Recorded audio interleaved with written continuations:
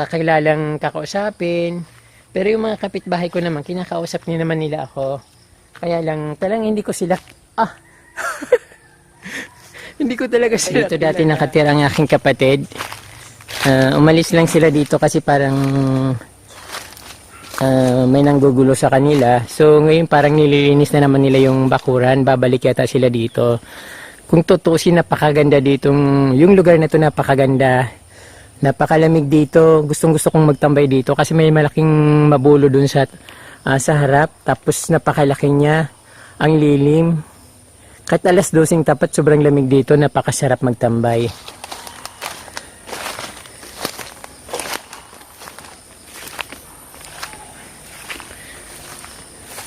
Kung may pera lang ako, bibiling kong lupa nito kasi napakaganda maglagay dito ng bahay. Kahit yung bahay ko bulang kasi yung very peaceful siya. Nakaka-refresh yung ano dito, klima, napakalamig.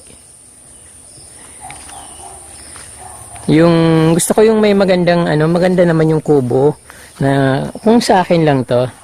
Tapos dito yung may malaki yung malaking mabulo. Kapag namumunga siya, napakadaming bunga. Marami rin siyang orchid sa itaas. Yung wild orchids na tumutubo dito na namumulaklak ng puti. Ayan o, nakalambitin sila. Tapos yung mga bird nest fern, napakadami. Halos sa taas napakadaming bird nest ferns. Tapos may mga pugad ng ibon. Ang sarap nun, no? Pag nandito ka tapos yung bahay mo, may bintana sa bandang bubong. Tapos pinapanood mo yung mga ibon na nagliliparan sa taas. Yung pupunta sa kanyang pugad. Ay, gustong gusto ko yung ganun.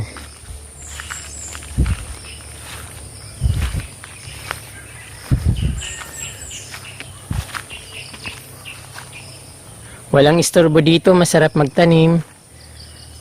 Kahit ano pwedeng itanim dito, mga gulay, yung halaman.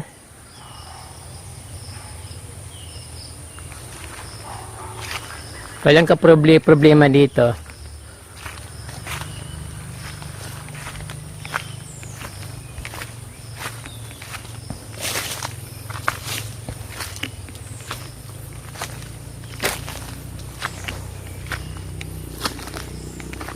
Dito ang pasyalan ko. Wala akong ibang pupuntahan dito kundi dito lang. Paikot-ikot ako. Kasi wala nang ibang mapupuntahan kundi dito lang din.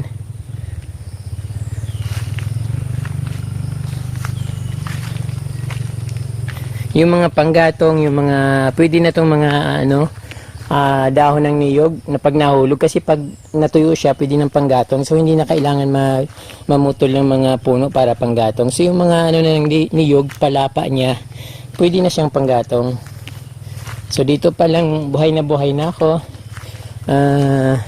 Marami rin dito mga pako, yung ginugulay na pako.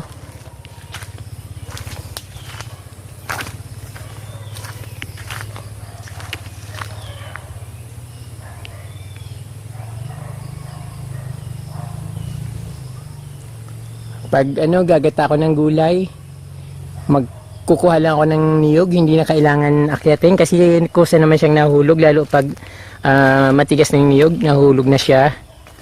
So okay na siya dito. Pag maraming nahulog, kakayorin ko lang, gagatain ko, tapos gagawin kong coconut oil, virgin coconut oil. So okay na. Ay mga kapromdi, nakita niyo yung lugar ko dito. Refreshing, 'di ba? Ang problema lang dito, malayo sa Kabiasnan. So hindi naman ako nasanay dito sa probinsya. Kaya lang andito ako pinanganak at lumaki ako sa Manila.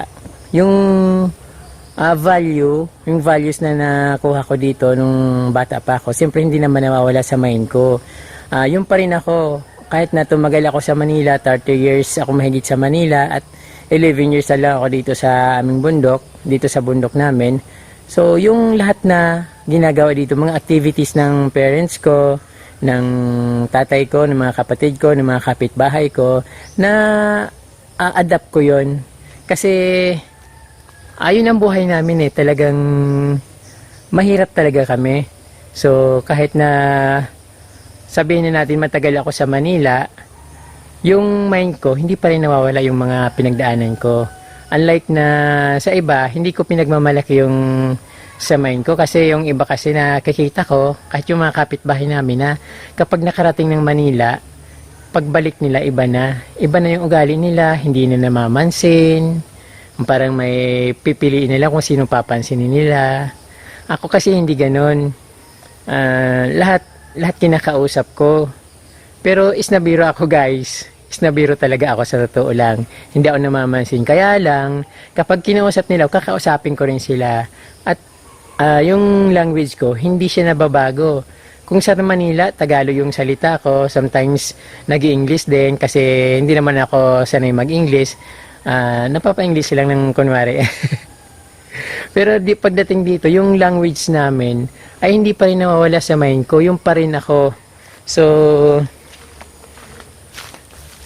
yun ang ipinagmamalaki ko sa kanila, na kahit na matagal na ako sa Manila, kahit doon ako lumaki at doon ako nagkamalay, yung salita dito sa amin na hindi ko nakakalimutan. Kaya lang, siyempre kailangan kong gumamit ng Tagalog dahil hindi naman lahat nakakaintindi ng Bicol. So gusto ko rin maintindihan ng lahat. Kung pwede nga lang may English ako Ang problema yung English ko balo-baluktot, so pagtatawanan nyo lang din ako. Kaya minabuti ko na lang na gumamit ng salitang Tagalog instead na Bicol or English. Kasi mas naintindihan ng iba. So marunong din naman ako mag-English. English Carabao nga lang. Tapos dito, syempre, yung expected ng mga tao dito na dahil galing ako sa Manila. So doon ako lumaki sa Manila at umuwi lang ako dito. So expected nila na parang ma-pride, kumbaga. Tapos nung nakausap nila ako, natuwang-tuwa sila kasi ako lang daw yung nanggaling sa Manila na hindi nagbabago. Although, lumipat kasi kami ng lugar. So, bago lang ako dito sa lugar namin. Yung pinanggalingan ko talaga, mas bundok pa kaysa sa dito. Yung maraming falls. Yung nagtatanim kami ng mga saging, kamuting kahoy, mga kamote. Tapos may ilog sa tabing kubo namin na napakalinaw, yung talagang crystal clear yung tubig. So yun ang pinanggalingan ko. So dito bago na lang kami kasi nakabili ng lote yung kapatid ko dito. Yun ang tinatayo ng bahay ng nanay ko. Saka yung bahay kubo ko rin. So yung bahay ko parang nakikitayo lang ako doon sa lupa. So sana makabili rin ako sarili kong lote para may pagtayuan naman akong panibagong kubo. Kasi once na ginamit na yun ng kapatid ko, siyempre mawawalan na akong tirahan. Gusto ko may sarili naman akong tirahan. So yun po mga kaprom, ang buhay dito. Medyo malungkot ng konti dahil yun nga, hindi ako sanay sa probinsya. Sanay ako sa city life. Yung wala akong kaibigan dito. Wala akong kakakilalang kakausapin. Pero yung mga kapitbahay ko naman, kinakausap niya naman nila ako. Kaya lang, talagang hindi ko sila, hindi ko talaga sila kilala. Pero unti-unti ko na silang nakikilala dahil siyempre magkakapitbahay kami. At yun nga, sabi ko sa inyo, kinakausap ko lahat sila. Is na birong, chismoso. Pero hindi ako nakipag-chismisan dito. Palagi lang ako nasa loob ng kubo, tapos naghahalaman, lalabas ako, pupunta dito sa bundok, kinakausap ko sarili ko. Naghihiling sa Diyos na sana may maganda akong matirahan, mapayos ko yung kubo ko, yung palaging nasa isip ko. Kasi talagang pagbagyo dito, pag maulan, yung kubo, sa sobrang lakas ng hangin, talagang yung bubong niya, siya, bumabaliktad. Kaya dahil doon sa na-experience ko na yon, natatakot ako na one day yung kubo ko ay mawawasak.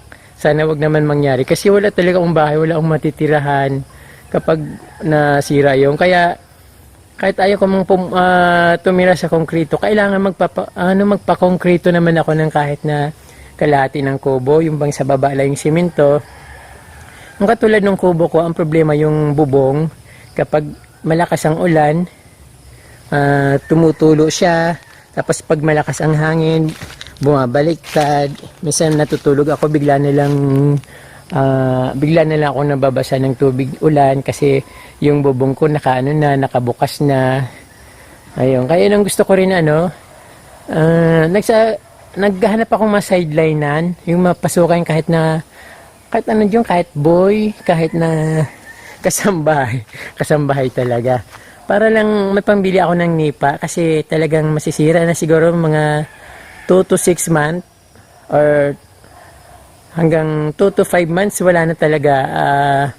Talagang butas-butas na yung bubong ko. So yun ang natatakot ako kasi yun nga, lalo pag magdi-December, from September hanggang December talaga yung ulan dito at yung bagyo talagang pumapasok dito at daanan talaga ng bagyo yung Bicol. So yun ang nag-worry talaga ako na naghahangad sana ako na yung makapasok na magandang trabaho para pag just in case na nasira yung kubo ko, magkaroon naman ako ng pang pa-repair ba kahit sa bubong lang. Siyempre dream ko rin naman yung magandang bahay. Katulad ng sinasabi nyo, dream nyo rin yung kubo. So, nasa kubo na ako. Siyempre dream ko yung medyo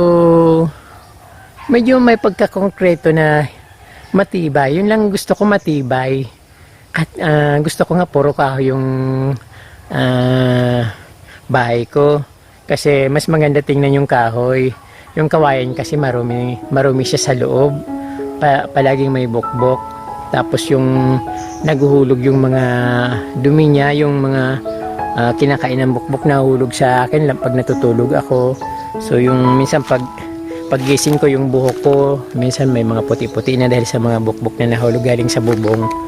So ang gusto ko yung mga wooden house.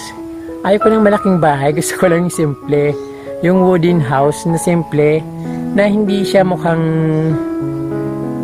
pang mahirap. Yung wooden na parang class naman, yung parang luxury villa. Parang ganun yung dream ko. May kwarto, may CR, tapos may maliit na salas.